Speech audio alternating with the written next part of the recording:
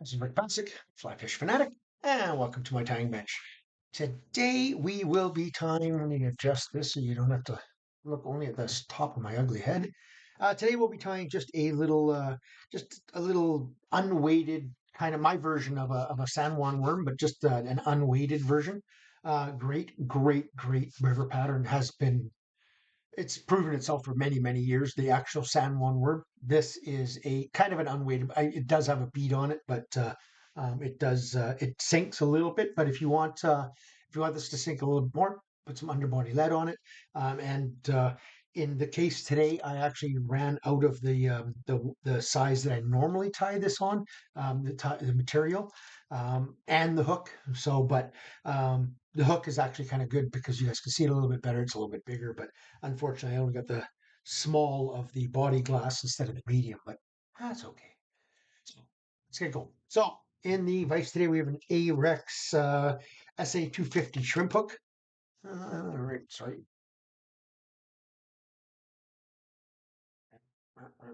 I'll get it eventually. There we go. SA250 shrimp. I usually tie these in a 10 or a 12, but all I got is an 8 with me right now, so that'll do. I've got a 5/16 black bead head. You could use a flat black or shiny black. I prefer flat, but I actually prefer flat black in almost every one of my flies. So for the thread, we'll be using some red Nanosilk, or you can use some, where is it here? Some classic waxed in a floral orange. And actually, I think that's what I'm going to use because it's a little bit easier on the material. And then for the body, I'm going to be using some body glass by Hens, half round. And this is, like I said, the micro. I usually use the next size up. So what I'm going to do is just start my thread just anywhere on the hook. It doesn't really matter where. Just come all the way down around the corner here. Come back. I'm using my new brand spanking new. These are from Renomed. These are the super fine tips. They're the stingers. They're called brand new. I just got them. They're sold out, unfortunately, but um, yeah, they'll be back soon again.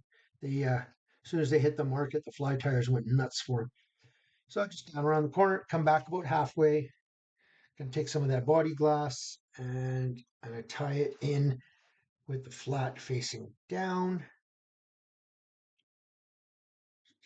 Stretch, come all the way around that corner, all the way down, almost to your vise, and then come back up.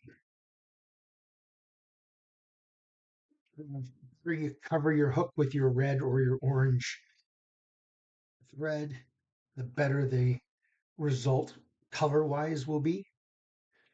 So now that's about the halfway point. I'm going to go a little bit further. And the reason is when I push that bead back onto it, you see how it can almost go way back. Now it won't once the material's there, but I want it to be about there. So I'm going to go right to about there with my material. So now I'm going to stretch it really well at the back end. And then every time I come wrap forward, I'm loosening it up just a little bit, just to give it a bit of a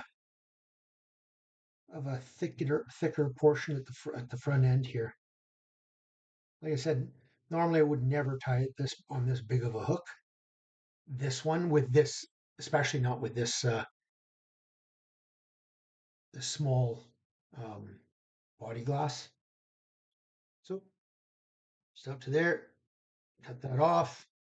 Now I'm going to push my bead back right tight to that, and I'm just going to bring my thread in front, just like that. Now, if you don't like, you see there's a little bit of, you can't, let's see if I can focus in on that. Now you can't quite see that, but right across the bead, the thread goes.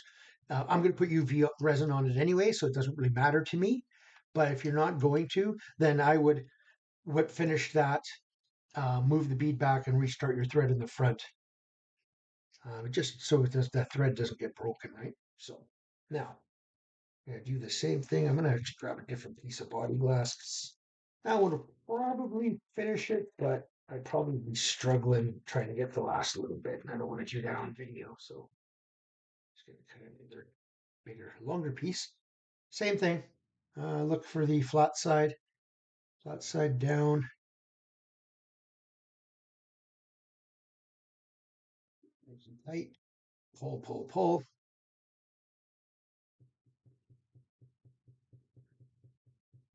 All the way forward. Now, with this, it's going to be the opposite. I'm going to have less tension in the middle. As I go out, I'll tighten it up.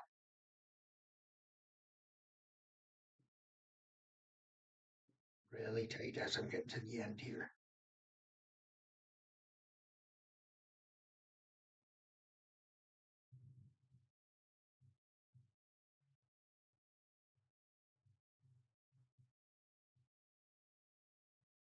I can pull. And then put my whip finish onto it. Now, many things I can do here. I can leave it just like it is. I can put Sally Hansen's over it. So here's the difference.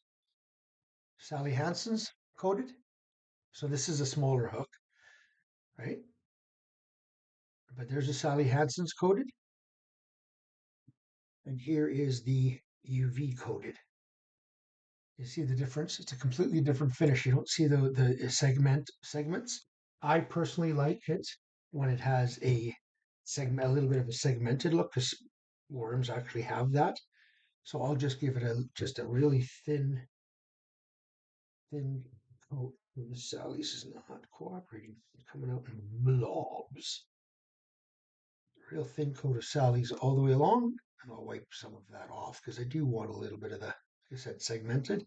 And you see I'm going over top of that bead because I want that thread that I crossed over that bead with. Just dry my brush a bit here and pull a bunch of that off. Like I said, I do want a little bit of that segmentation from the Hens material there. So once that dries, that'll segment a little bit. But yeah, like you said, like I said, you see the size difference. That's the size I like. This is a size 10. That's a size 8. So, but I tie these actually, the actual San Juan worm, I tie them all the way up to a 4, really big suckers. Like for in the Bow River and stuff, they definitely are sometimes needed. So, but yeah, and if you, like I said, if you want to get this a little bit heavier, even I would do maybe one layer of flat sticky back flat lead from the bead to here, and same with from the bead to here. Just and use it as try to use the as a taper, right? Try to use the sticky back flat lead or the lead, the underbody lead as a taper, and it'll help taper that out, right? But that's uh that's the fly. Fairly simple, really easy to tie, pretty well indestructible, and again because of that bead, and if you got the sticky back, pretty heavy, and it cuts through the water really well because there's nothing to hold it back. There's no feathers or hairs or anything to hold it back. It'll just go boom down, right? Super simple. Yeah, sometimes people are like, "Oh, that's blasphemous," because it's not a fly, it's a worm. But it is what it is. If it catches me fish, I use it. So, all righty. Hope you guys enjoyed it. Talents, everyone.